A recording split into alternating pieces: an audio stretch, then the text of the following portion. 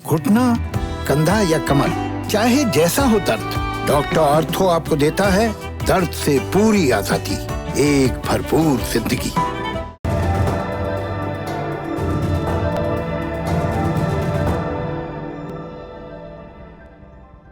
नमस्ते, मेरा नाम प्रतीक्षा है और आप देख रहे हैं दी ललन टॉप का इंटरनेशनल न्यूज बुलेटिन दुनियादारी। थाईलैंड, ये शब्द सुनकर सबसे पहले आपको क्या याद आता है? शायद हम थाईलैंड को उस देश के तौर पर याद करें जहां अमूमन हमारे यहां से लोग घूमने जाते हैं। बात भी सही है, पिछले कुछ सालों में टूरिज्म ही भारत और थाईलैंड का सबसे बड़ा जुड़ाव रहा है। भारत से घूमने के नाम पर लोग सबसे ज्यादा जिन देशों में जाते हैं उनमें थाईलैंड शामिल है। पिछले साल के आंकड़े कहते हैं कि करीब 20 लाख भारतीय थाईलैंड में घूमने गए थे। नीला समंदर और उनके किनारों पर बिछी सफेद रेत, अंग्रेजी वाले जिसे बीच कहते हैं, यही कुदरती खूबसूरती थाईलैंड की खासियत है। इसके अलावा कुछ छोटी बड़ी और वजह भी हैं कि फ्लाइट भर भर के लोग थाईलैंड जाते हैं और थाईलैंड वाले भारतीयों से खूब कमाते हैं। पिछले साल की कमाई थी 200 अरब रुपए, यानी अगर 20 लाख लोग थाईलैंड गए तो हर आदमी औसतन 1 लाख रुपए थाईलैंड में खर्च करके आया है। भारतीयों से थाईलैंड को इतनी उम्मीद है कि 2028 में 1 करोड़ भारतीय पर्यटक सालाना होने का अनुमान है। पर्यटन के अलावा भी थाईलैंड से भारत का पुराना जुड़ाव है। थाईलैंड की राजधानी बैंकॉक में एक मेट्रो लाइन का नाम अशोक है, भारत के सम्राट अशोक के नाम पर, जिनके दौर में भारत से थाईलैंड में बौद्ध धर्म पहुंचा था। पर आज हम इन सब चीजों का जिक्र क्यों कर रहे हैं? क्योंकि पर्यटन की कमाई से ऐशो आराम करने वाली थाई सरकार का तख्त वहां की जनता ने हिला दिया है। ये वीडियो देखिए।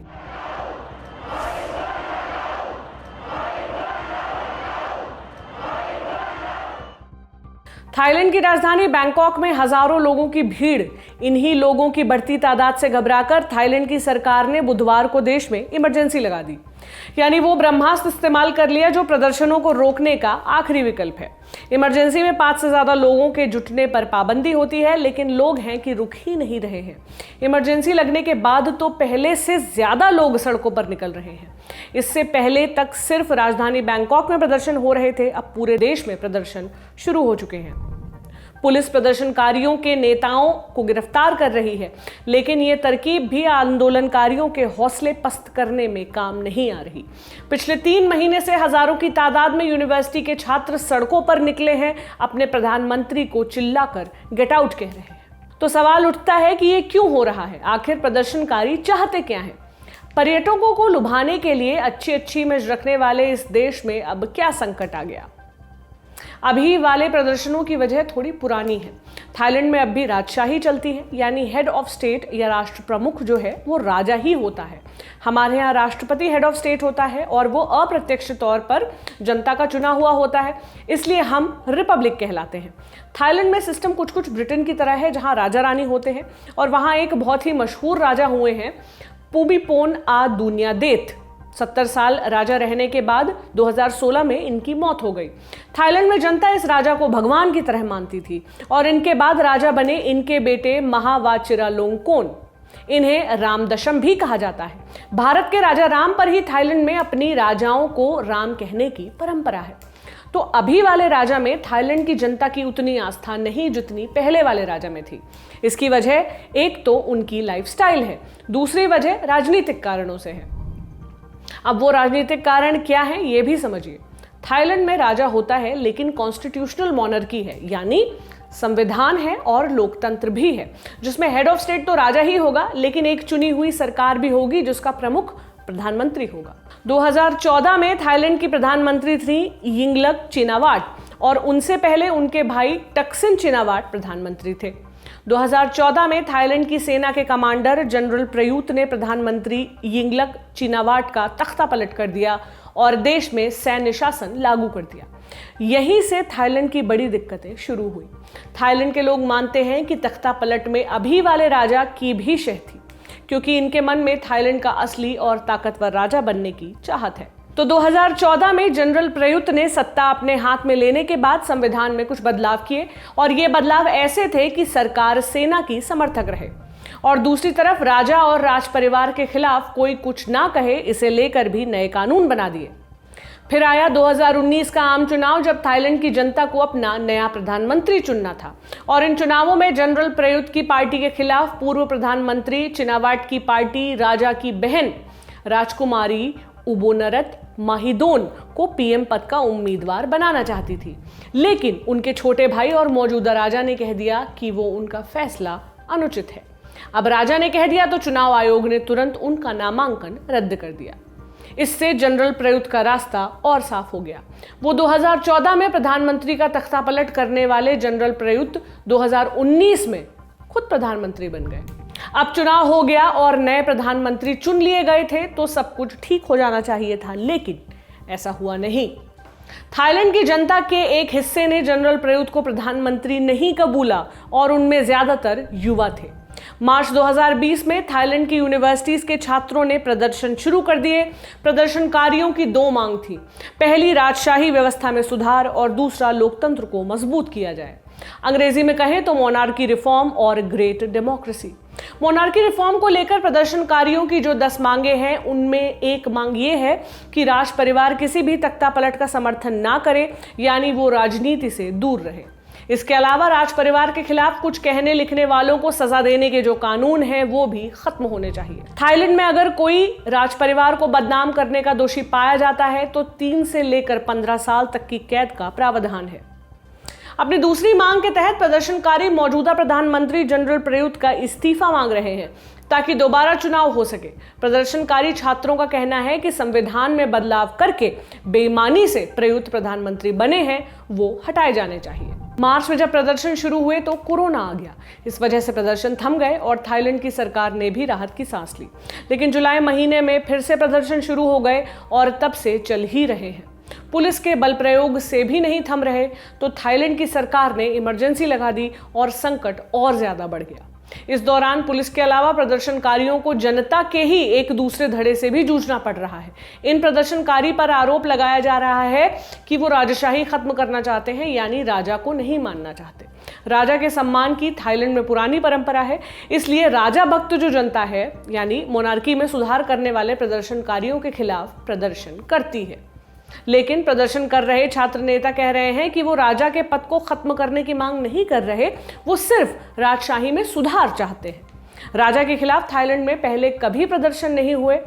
इस बीच एक इम्तिहान की घड़ी आ गई। राजा महाविचारोलोंगकोन को एक शाही जलसे में शामिल होने जाना था और उनके जाने का रूट प्रदर्शनों वाली जगह से होकर ही था। रूट बदला भी नहीं जा सकता था। थाईलैंड की परंपरा के हिसाब से तो राजा का विरोध होना ही नहीं चाहिए था। शाही घराने की लगभग 100 गाड़ियां प्रदर्शन के करीब से गुजरी, लेकिन ये मालूम नहीं चला कि उनमें कौन बैठा था। प्रदर्शनकारियों ने गाड़ियों को देखकर नारेबाजी की और इसके आरोप में कुछ प्रदर्शनकारियों को बाद में गिरफ्तार भी किया गया। अब थाईलैंड में जनता का विरोध इस स्तर तक पहुंच गया है कि इसे कुचलने की सरकार की कोशिश भी कामयाब होती नहीं दिख रही है। राज परिवार के लिए सालों से जो सम्मान थाईलैंड की जनता के मन में होता था, वो भी कम होता दिख रहा है। ये थी आज की बड़ी खबर। अब बढ़ते हैं सुर्खियों की ओर। पहली सुर्खी अमेरिका से है, राष्ट्रपति चुनाव से।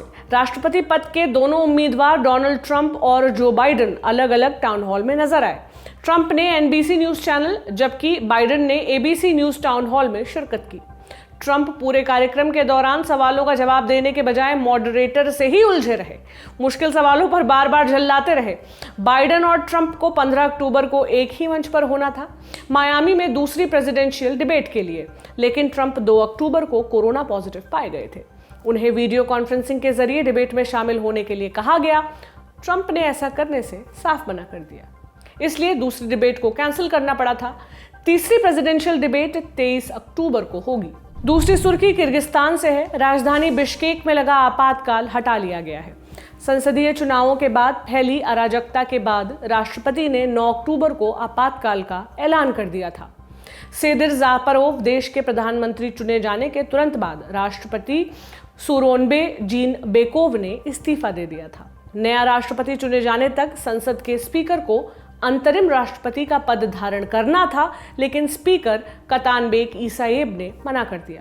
ऐसे में अंतरिम राष्ट्रपति का पद सेदिर जापारोव के पास चला गया है। देश में अब हालात सामान्य होने लगे हैं। संसदीय चुनाव में धांधली के खिलाफ चल रहे प्रदर्शनों ने देश में सिविल वॉर की आशंका तेज कर दी थी। आज की तीसरी सुर्खी मेक्सिको से है। पूर्व रक्षा मंत्री सल्वादोर जेपेडा को अमेरिका में अरेस्ट कर लिया गया है। सल्वादोर जेपेडा और उनका परिवार 15 अक्टूबर की रात लॉस एंजलिस इंटरनेशनल एयरपोर्ट पर उतरे थे। उन्हें ड्रग्स से जुड़े भ्रष्टाचार के केस में पकड़ा गया है। सल्वादोर 2012 से 2018 तक मेक्सिको के रक्षा मंत्री रहे। मेक्सिको में रक्षा मंत्री आर्मी को कंट्रोल करते हैं और सीधे राष्ट्रपति को रिपोर्ट करते हैं।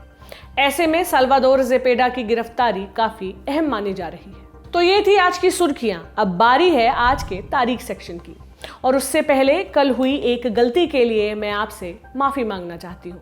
कल हमने नेपोलियन बोनापार्ट की कहानी बताई थी और हमारी रिसर्च टीम की गलती से वाटरलू को कनाडा में बता दिया था, जबकि वाटरलू, जिस वाटरलू में युद्ध हुआ था, वो बेल्जियम में है। गलती का हमें खेद है। आज है 16 अक्टूबर। इस तारीख का संबंध एक पार्क से है जहां मुल्क का प्रधानमंत्री भाषण दे रहा था और उसे गोली मार दी गई। हत्या के बाद पार्क का नाम बदल दिया गया। नाम बदला मगर तकदीर नहीं। 55 साल बाद उसी जगह पर एक पूर्व प्रधानमंत्री को आत्मघाती बम धमाके में उड़ा दिया गया। ये किस्सा रावलपिंडी के कंपनी बाग का है। जब 1947 में हिंदुस्तान और पाकिस्तान अलग मुल्क हो गए, तब हिंदुस्तान के प्रधानमंत्री बने पंडित जवाहरलाल नेहरू। पाकिस्तान में प्रधानमंत्री का पद मिला। करनाल में पैदा हुए, अलीगढ़ मुस्लिम यूनिवर्सिटी में पढ़े और कांग्रेस का आमंत्रण ठुकराकर मुस्लिम लीग में शामिल हुए लियाकत अली खान को। लियाकत अली खान पाकिस्तान के फाउंडर मोहम्मद अली जिन्नाह के बहुत खास थे। सितंबर 1948 में जिन्नाह की मौत हो गई। अब लियाकत अली खान पाकिस्तान में सबसे ताकतवर शख्स बन गए। इसके साथ ही उनके विरोधियों की संख्या भी बढ़ने लगी, पाकिस्तान के अंदर भी और बाहर भी। वो सबको एक साथ साध नहीं पाए। पाकिस्तान में बढ़ती धार्मिक कट्टरता भी उनके खिलाफ साबित हुई। फिर आई तारीख 16 अक्टूबर 1951 की। रावलपिंडी में मुस्लिम सिटी लीग की रैली थी। लगभग 1 लाख लोगों की भीड़ इकट्ठा हुई थी। लियाकत अली खान ने अपना भाषण देना शुरू किया। कुछ ही मिनट बाद सामने से धाएं धाएं गोली चली। लियाकत अली खान मंच पर ही लुढ़क गए। उन्हें अस्पताल ले जाया गया, लेकिन डॉक्टर उन्हें बचा नहीं पाए। हत्यारे का नाम था सैद अकबर। वो एक अफगान रेफ्यूजी था। सैद अकबर को पुलिस ने उसी जगह तुरंत गोली मार दी। दावा किया गया कि वो प्रधानमंत्री की नीतियों से नाराज चल रहा था। जैसा कि इतिहास रहा है, लियाकत अली खान की हत्या का राज कभी नहीं खुला। खुली तो नई नई थ्योरीज, कभी CIA, कभी सोवियत संघ का हाथ होने का दावा। सैद अकबर कंपनी बाग में मंच के ठीक सामने बैठा था। वो जगह CID अफसरों के लिए रिजर्व्ड थी। वो वहां कैसे पहुंचा, इस सवाल का जवाब किसी ने नहीं दिया, या यूं कहें कि सवाल को दबा दिया गया। प्रधानमंत्री की हत्या के बाद कंपनी बाग का नाम बदलकर लियाकत बाग रख दिया गया। 55 साल बाद 27 दिसंबर 2007 का दिन, पूर्व प्रधानमंत्री बेनजीर भुट्टो उसी लियाकत बाग में भाषण देकर बाहर निकली। उनके ऊपर 3 गोलियां दागी गई और हमलावर ने खुद को बम से उड़ा दिया। बेनजीर समेत 23 लोग वहीं पर काल के गाल में समा गए। उनकी हत्या का रहस्य भी पाकिस्तान की राजनीति के जाल में उलझ कर रह गया। यह था आज का दुनियादारी शो। आखिर में विश्व कविता। आज आपको सुनाते हैं अमेरिका की मशहूर कवित्री बिली कॉलिंस की कविता विस्मरण। सबसे पहले लेखक का नाम गुम होता है और लगता है जैसे डूबते डूबते उसने समझाया हो किताब के नाम को, विषय को और दारुण अंत को भी, कि चलते चले आओ पद चिन्ह ढूंढते मेरे पीछे पीछे। और पल भर भी नहीं लगता पूरे उपन्यास को विस्मृत होते, जैसे पढ़ना तो बहुत दूर, सुना भी ना हो उसका नाम कभी इस जीवन में। जो भी आप याद करने का यत्न करते हैं, दिमाग पर भरपूर जोर डाल के, सबका सब बचकर दूर छिटक जाता है आपकी जुबान से, या कि आपकी तिल्ली के किसी अंधेरे कोने में रुक रुक कर जुगनू सरीखा टिमटिमाता रहता है। कोई अचरज नहीं कि आधी रात अचानक आपकी नींद उचट जाए और आप किताबों में ढूंढने लगे किसी खास लड़ाई की तारीख। कोई अचरज नहीं कि आपको अनमना देख खिड़की से बाहर दिख रहा चंद्रमा आंख बचाकर भाग जाए, उस प्रेम कविता से भी बाहर जो आजीवन आपके मन में बोलती बतियाती रही है। कसर रह गई हमारी कोशिशों में, कसक रह गई कि देश जितना बेहतर, जितना महान हो सकता था, हो नहीं पाया। और एक कसम रह गई कि देश का जो कर्ज है उसे थोड़ा बहुत तो उतारना है। भावुकता का लबादा ओढ़कर बोलता तो यूं बोलता, लेकिन बात सीधी है तो सच्चे ढंग से आप तक कही जानी है। लल्लन टॉप लेकर आया है एक नया प्लेटफॉर्म, तेरा तुझको अर्पण। ये प्लेटफॉर्म उन सब भारतवासियों के लिए है जो भारत से दूर किसी दूसरे देश की जमीन पर हैं, कभी पढ़ाई के लिए, कभी नौकरी के लिए। ये उन सब भारतवंशियों के लिए भी है जिनकी पहचान का हिस्सा ये महान देश है, लेकिन कुछ कसर और कसक है। तो आइए कसम खाएं कि देश को बेहतर बनाएं। हमें आपसे चाहिए आपके हिस्से का ज्ञान जो आप लल्लन टॉप के जरिए अपने देशवासियों के साथ साझा करें। ये मस्ती के पल भी हो सकते हैं जब आप कहीं घूमने जाएं और आपको लगे कि सिर्फ मेरे यार दोस्त और परिवार वाले ही क्यों, पूरा देश जाने इन नायाब चीज़ों के बारे में। ये पॉलिसी से जुड़ा, ज्ञान से जुड़ा कोई मसला हो सकता है। तो आइए और लल्लन टॉप की इस नई पेशकश तेरा तुझको अर्पण का हिस्सा बनिए।